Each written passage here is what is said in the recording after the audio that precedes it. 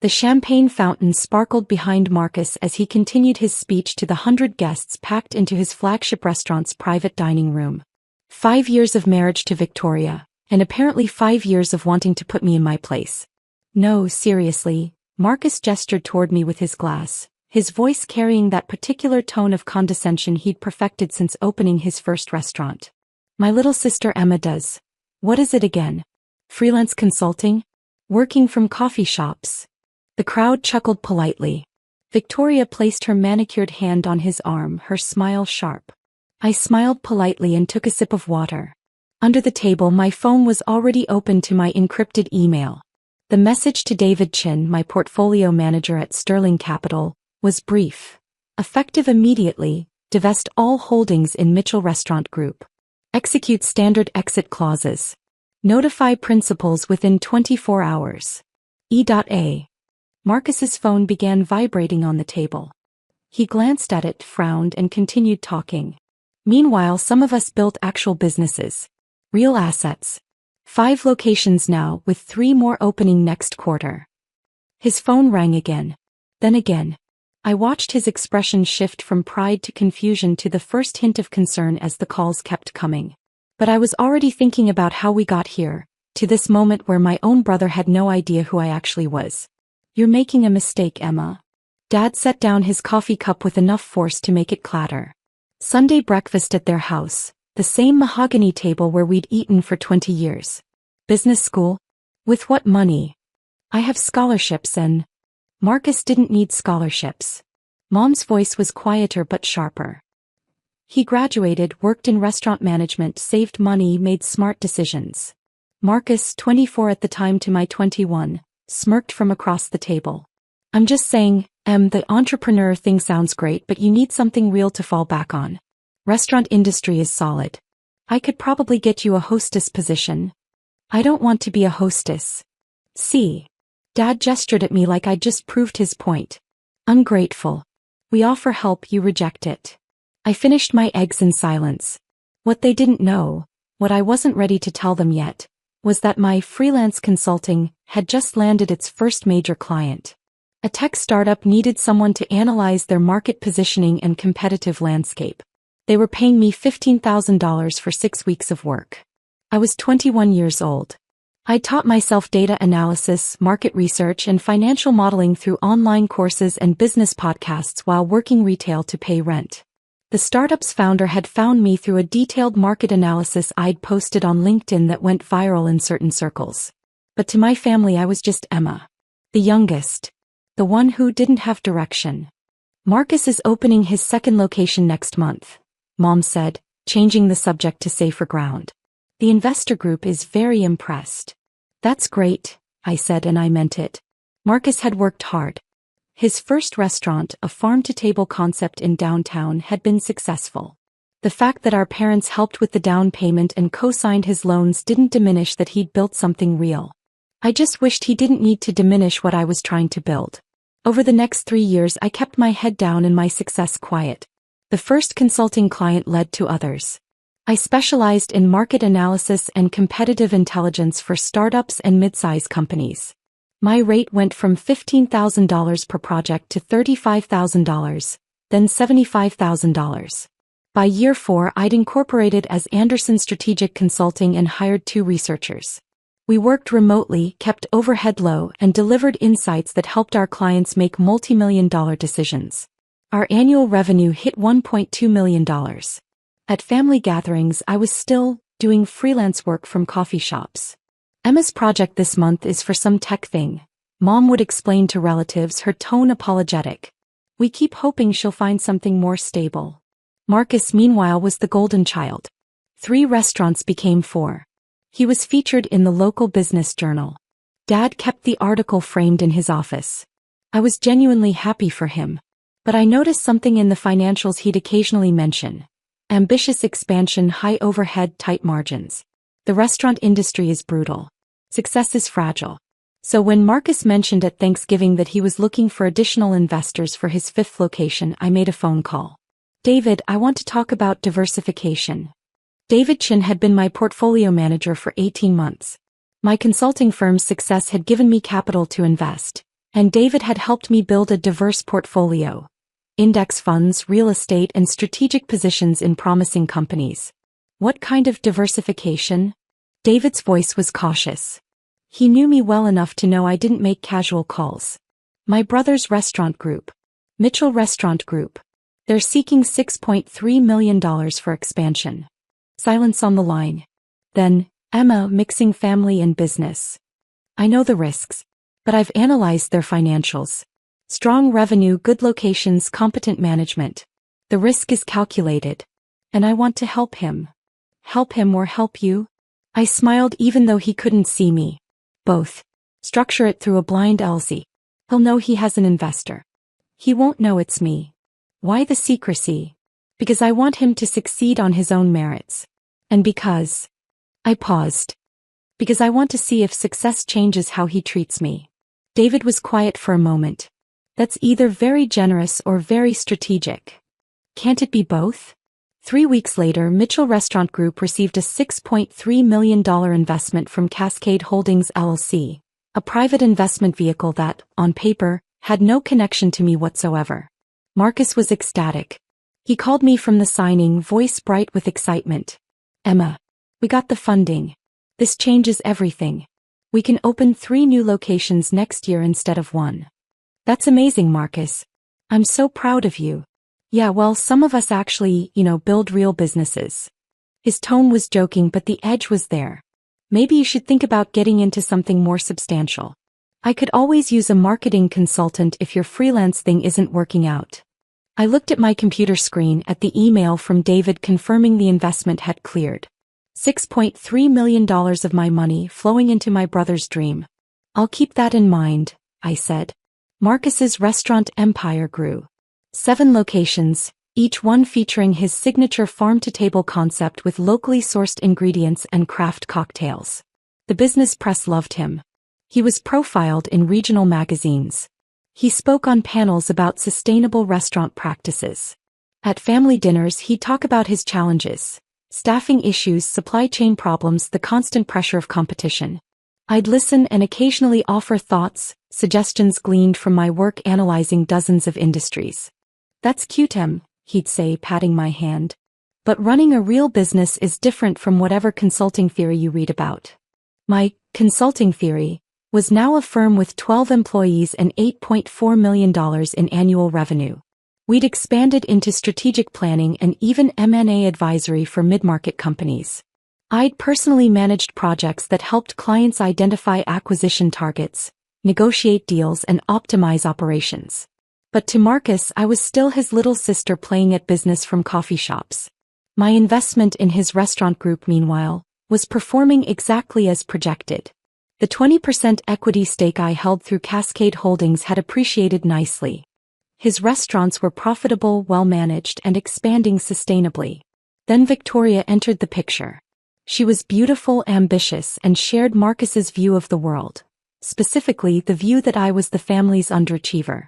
An event planner with her own boutique firm, Victoria understood real business in a way I apparently never could. At their engagement party, she pulled me aside.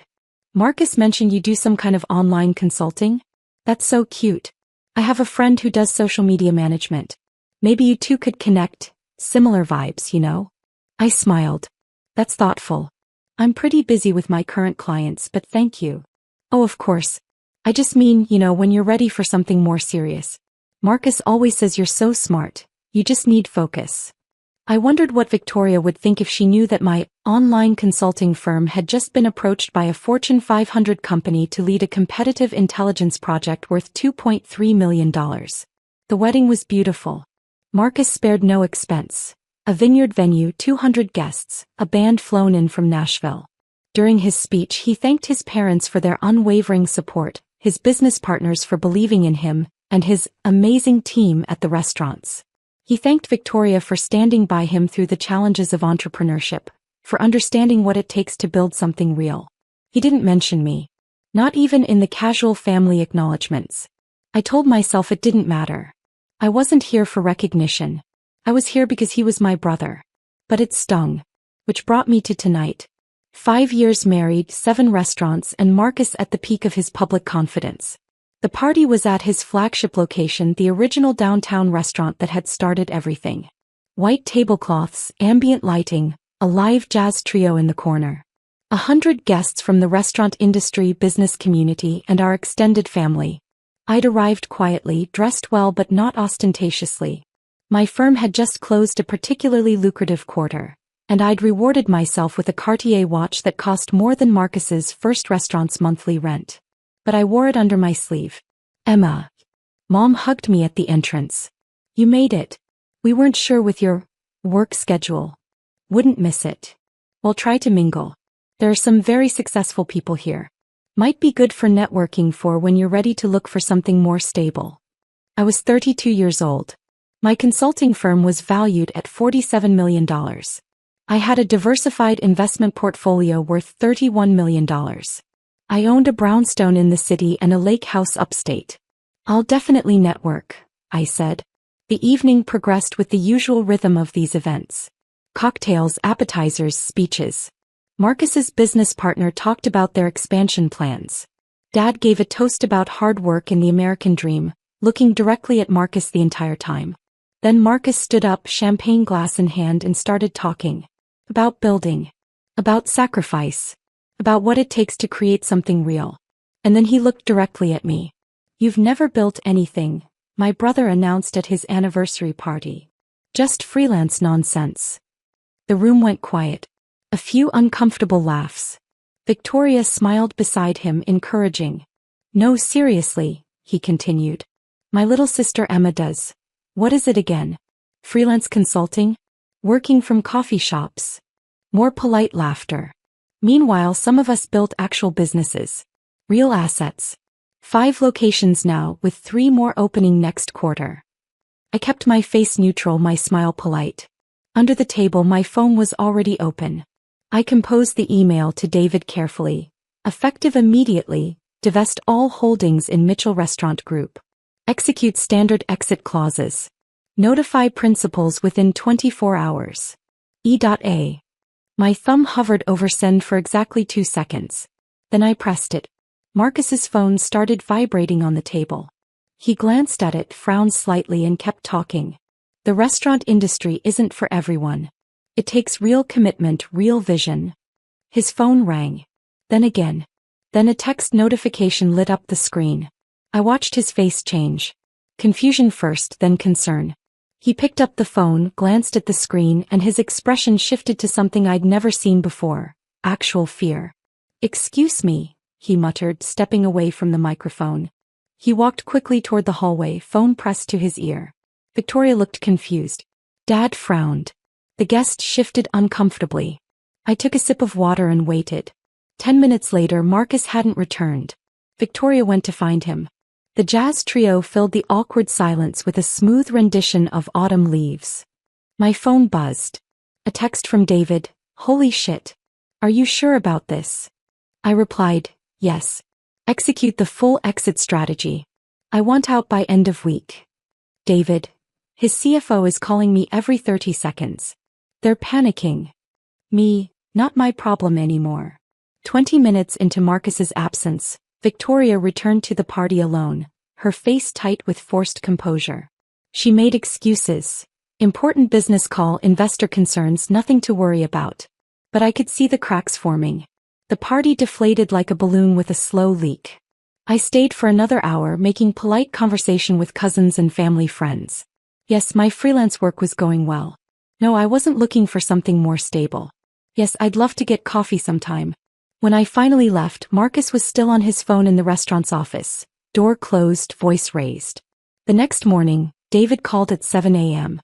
It's done. All holdings divested. The exit clauses are ironclad.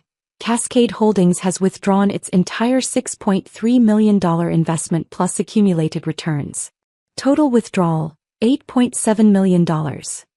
His CFO called me 17 times last night. Their lawyer called me twice this morning. They want to negotiate. No negotiations. Emma. David's voice was serious. This will cripple them. They've leveraged that investment for their expansion. The 3 new locations are mid-construction. Their credit lines are built on that capital stability. I know. You're essentially forcing them into emergency fundraising or they'll have to sell assets, restructure, possibly close locations. I know, David. I wrote the initial investment analysis, remember? Silence on the line. Then, what did he say to you? I looked out my brownstone's window at the morning sun filtering through the trees. He said I've never built anything. That my work is freelance nonsense. And you're proving him wrong by destroying his business? No. I'm proving him wrong by showing him exactly how much of his business I built. My phone rang throughout the day. First, Mom. Emma, Marcus says there's some kind of investor crisis. He seems really stressed. Do you know any business consultants who could help? The irony was almost painful. Then, Dad, your brother's having some financial difficulties with his expansion. I know you don't really understand these things, but if you hear of anyone with capital looking to invest, I wondered if they'd still think I didn't understand these things when they learned the truth. Finally, late afternoon, Marcus himself called. Emma. His voice was raw, exhausted. I need to tell you something. There's a situation with one of our major investors. They're pulling out. It's really bad. I'm sorry to hear that, Marcus. Yeah. Look, I know I haven't always been the most supportive of your consulting thing. But I'm wondering if maybe you know anyone in the investment world? Anyone who might be interested in restaurant ventures. I looked at my computer screen at the spreadsheet showing Mitchell Restaurant Group's complete financial structure, the analysis I'd maintained for 4 years as their silent partner. Actually, Marcus, we should talk. In person. Tomorrow morning. Yeah. Yes. Thank you, Emma. I appreciate this. I know I don't say it enough, but I appreciate you. We met at a coffee shop, one of those places where I apparently did all my freelance nonsense. Marcus arrived looking like he hadn't slept. Designer suit wrinkled, beard unkempt, eyes red. Thanks for meeting me, he said, ordering a large black coffee. I've been up all night with lawyers and accountants. What happened with your investor? Cascade Holdings. They're pulling their entire stake. $8.7 million gone. Just gone. No warning, no explanation beyond some boilerplate contract language. He ran his hands through his hair. We built our expansion plans around that capital stability. 3 locations mid-construction, lease commitments, vendor contracts. We're looking at potential bankruptcy if we can't replace the funding in the next 60 days. That sounds serious. It's catastrophic. Victoria's freaking out. Dad's calling in favors trying to find bridge financing. And He looked at me, really looked at me, vulnerability raw on his face. I just keep thinking about everything I said at the party. About building things. About real businesses. He laughed bitterly. Some builder I am. One investor pulls out and the whole thing could collapse. I sipped my coffee. Let him sit with it for a moment. Marcus, can I ask you something? Did you ever wonder about Cascade Holdings? Who they were, where they came from? He frowned. They were vetted by our lawyers. Private equity, clean background check. Why? I pulled out my iPad and opened a file. Turned it so he could see the screen. Cascade Holdings LC. Registered in Delaware. Sole managing member. Anderson Strategic Consulting. Principal, Emma Anderson. Marcus stared at the screen. Read it once. Twice. Looked up at me with confusion that slowly transformed into disbelief. What is this? That's the investment vehicle I used 4 years ago to invest $6.3 million in Mitchell Restaurant Group. I'm Cascade Holdings, Marcus. I've been your major investor for 4 years. The color drained from his face. You're joking. I pulled up more documents. The original investment agreement with my digital signature. Bank transfer records. Quarterly reports I'd reviewed. Board meeting minutes I'd received as principal stakeholder. I'm not joking. Anderson Strategic Consulting isn't freelance nonsense from coffee shops. It's an $8.4 million annual revenue firm with 12 employees. We do strategic consulting for Fortune 500 companies and mid-market M&A advisory.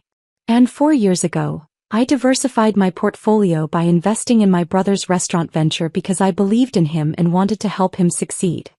Marcus's hands were shaking. Why didn't you tell me? Because I wanted you to build it on your own merits. I wanted to see your success be real, not questioned or diminished because your little sister helped. And I paused. I wanted to see if success would change how you treated me. Emma. It didn't change, Marcus. You got more successful, more confident, more publicly celebrated. And I stayed the family disappointment. The one doing freelance nonsense. The one who didn't understand real business. He opened his mouth. Closed it. No words came. At your anniversary party, I continued, my voice steady, you stood in a room full of successful people, in a restaurant that exists partly because of my capital, and you humiliated me. You mocked my work. You dismissed everything I'd built. And your wife laughed. I didn't know. You didn't know because you never asked. In 7 years, Marcus, you never once asked detailed questions about my work. You never asked to see my office, meet my team, understand what I actually do. You assumed. You dismissed. You diminished. I pulled up the email I'd sent to David. Showed him the timestamp. I sent this email at 8:43 p.m. on Saturday night. While you were giving your speech about building real businesses, I was withdrawing $8.7 million from your company. Your phone started ringing within minutes. Marcus looked like he might be sick. The exit clauses are standard and legal. You signed them. Your lawyers approved them. Any major investor has the right to divest with proper notice. I gave you the notice required by the contract. But why? Emma, why would you destroy? I'm not destroying anything. My voice was harder now. You built something real, Marcus. You have 7 profitable locations, a strong brand, good management. You can survive this. You'll have to restructure, maybe scale back the expansion, possibly sell 1 or 2 locations to stabilize. But you'll survive. I closed my iPad. What I'm destroying is the illusion. The illusion that I'm the family failure. The illusion that my work doesn't matter. The illusion that you built your empire entirely alone. I didn't build it alone. His voice was barely a whisper. You funded half of my expansion. Not quite half. 20% equity, $6.3 million initial investment. But yes, your little sister, the one who never built anything, was your silent partner for 4 years. The coffee shop hummed with morning activity around us. Students on laptops, freelancers in corners, business people grabbing drinks before work. People building things in coffee shops. What happens now? Marcus finally asked. Now you figure out how to save your business. You have 60 days before the capital withdrawal is complete. You can seek new investors, restructure your debt, sell assets. You have options. Would you reconsider? I looked at my brother. Really looked at him. The golden child who'd been celebrated while I was dismissed. The successful entrepreneur who didn't realize his success was partially built on the foundation I'd provided. No. But I'll give you something more valuable than money. I pulled a business card from my wallet. This is my firm's contact information. If you want to hire Anderson Strategic Consulting to help you through the restructuring, to analyze your options and build a sustainable path forward, I'll give you the family discount. 50% off our usual rate. You'd still help me? After everything You're my brother, Marcus. I invested in you because I believed in you. That hasn't changed. What changed is that I'm done being invisible. You want my help. You acknowledge what I built. You acknowledge who I am. You treat me like the successful businesswoman I've been all along. He nodded slowly, tears in his eyes. Emma, I'm so sorry. I've been an arrogant asshole. I dismissed you, I mocked you, You did. I stood up, gathering my things. And now you have 60 days to figure out whether you want to keep doing that or whether you want to actually know your sister. I left the business card on the table. Walked out into the morning sun. My phone was already buzzing with meeting reminders, client emails, the day's packed schedule. Behind me in the coffee shop, Marcus sat alone with the truth of what I'd built. And what he'd almost lost. Marcus hired Anderson Strategic Consulting. Not me personally. I recused myself from the project and assigned it to my senior partner, Jennifer, who was brilliant at crisis management and restructuring. The solution Jennifer crafted was elegant. Mitchell Restaurant Group sold 2 of their 7 locations to a regional chain for $4.2 million. Used that capital plus emergency bridge financing from a credit union to stabilize operations. Scaled back expansion from 3 locations to 1, focusing on their strongest market. They'd survive. Smaller than Marcus had planned, but sustainable and profitable. The family found out the truth in pieces. First, Mom, when Marcus finally explained who Cascade Holdings was. Then Dad when he saw the investment documents. Then Victoria, who went very quiet when she learned her husband's expansion had been funded by the sister-in-law she'd dismissed. Mom called me crying. Why didn't you tell us? We thought you were struggling. We thought you needed help. I never said I was struggling. You assumed. But you never corrected us. Would you have believed me if I had? Silence on the line. We both knew the answer. Dad's call was shorter. Stiffer. Your mother tells me you've been quite successful in business. I wish you'd shared that with us. I tried to, Dad. You told me I was making a mistake. That Marcus's path was the smart one. Well, you've certainly proven otherwise. It wasn't an apology. But it was acknowledgement. For now that was enough. The family dynamics shifted like tectonic plates. Subtle at first, then undeniable. At Sunday dinners, people asked about my work with genuine curiosity. Cousins who'd barely acknowledged me before suddenly wanted to connect on LinkedIn. Marcus and I met for coffee every 2 weeks. Not at my suggestion. His. Tell me about the Fortune 500 project, he'd say. Or, how did you structure the investment vehicle? Or, what made you decide to incorporate? He was learning who I actually was.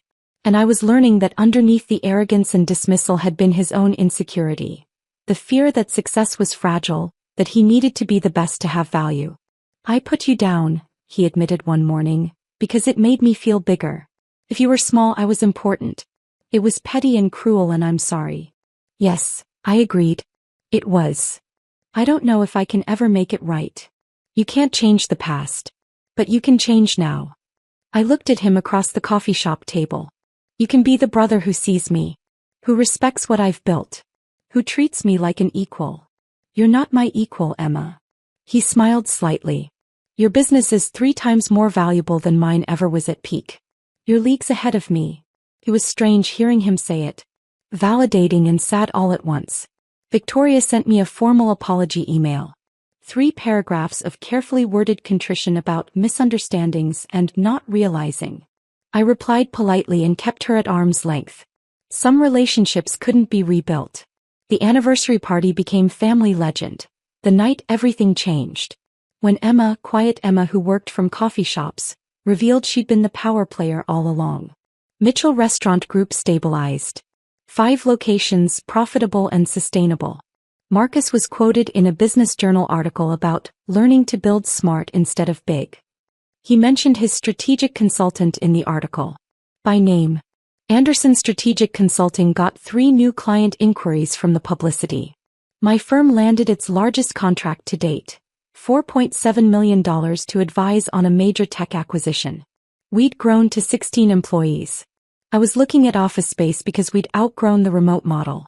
At Christmas dinner, I arrived to find my business profile from Forbes magazine framed on the wall next to Marcus's restaurant features. We're proud of both our children, Mom said, gesturing to the wall. Both of you built something remarkable. It had taken a crisis, a confrontation, and $8.7 million withdrawal to get here. But finally they saw me. Marcus stood up to give the holiday toast. He raised his glass and looked directly at me. To Emma, he said, who taught me that building something real means building it on truth. Who invested in me when I didn't deserve it. Who had the courage to let me fail when I needed to learn. He paused, emotion in his voice. And who built something extraordinary from coffee shops, exactly like she said she would. The family raised their glasses. To me. Finally to me. I smiled and nodded. To building things, I said quietly. But I was thinking about that night at the anniversary party. The moment my thumb hovered over send on that email. The moment I chose myself over keeping his secrets. You've never built anything, he'd said. I built everything, I thought. Including the lesson you needed to learn. And sometimes the most important thing you build is the boundary that says, you will see me or you will lose me. Marcus learned that lesson the hard way. But he learned it. And that, in the end, was worth more than $6.3 million.